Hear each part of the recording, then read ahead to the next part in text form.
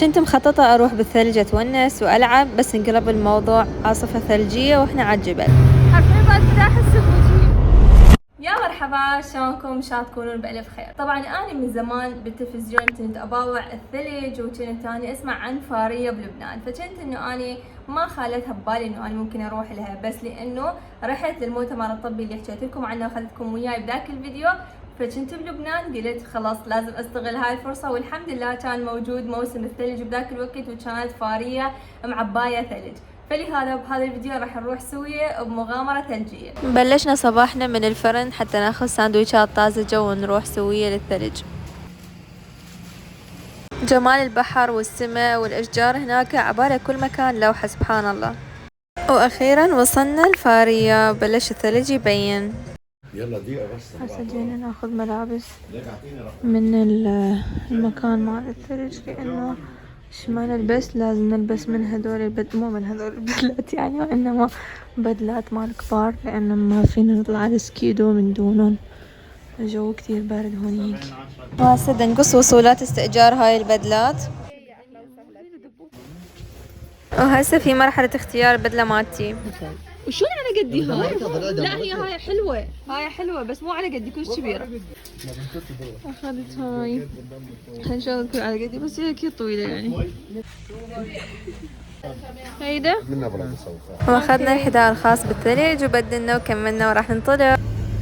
اول ما بلشنا بالطريق طلعت بادية عاصفة ثلجية وكلش خفنا، بس الحمد لله وصلنا لمنطقة الجبل ومنطقة السكيدو بسلام. هلا وصلنا. أم تريدك من قلب بيروت من جبل فارية، وبلشوا يحضرونا السكيدو، واخذنا السكيدو مالتنا وبلشنا الانطلاقة.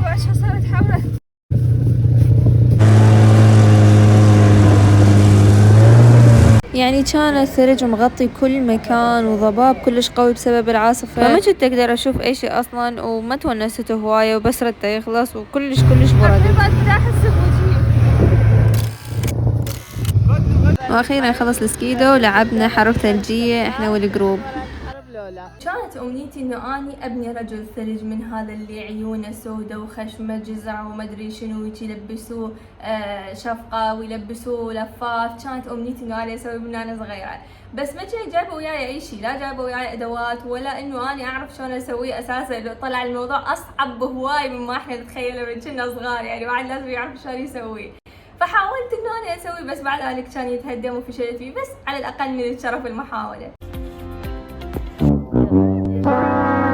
وخلصت مغامرتنا الثلجية. شوفوا المكان والله يخوف، احسه مسكون.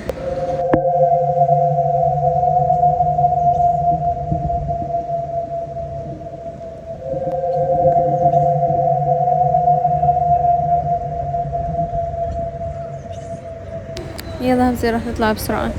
وراها انطلقنا ووقفنا محل حلويات ناكل كنافة لبنانية وهنا الجروب.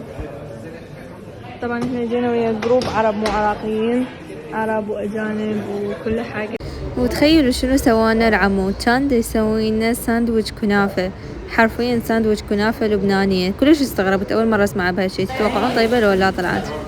وبعدين انطلقنا لوجهتنا الثانية ووصلنا لمتحف بيروت الوطني. هسه اجينا للمتحف اللبناني.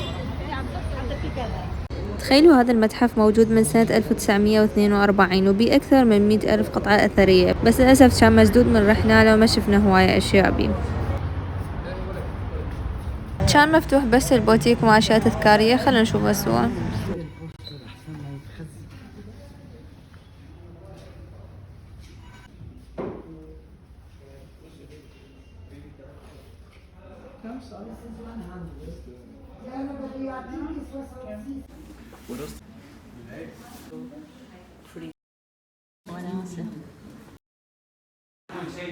واشترينا اشياء تذكارية، وانا اشتريت مغناطيس مال ثلاجة كالعادة، كل ما اروح الدولة اخذ منه. وراها انطلقنا لاخر وجهة لهذا اليوم، ووصلنا للروشة. جمال المكان ما ينوصف سبحان الله.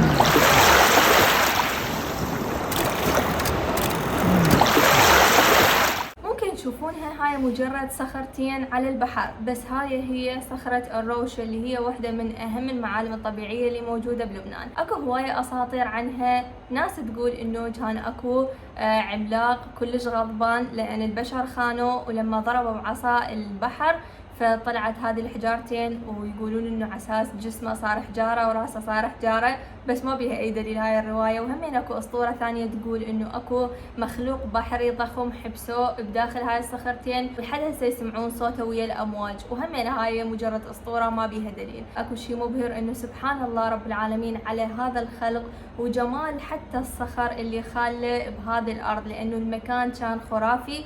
وفعليا اذا انت رايح لبنان فلازم تشوفون الروشة. انزل على الصخرة مال الروشة، وقبل شوية كنا بهذا المكان. بعد جمال.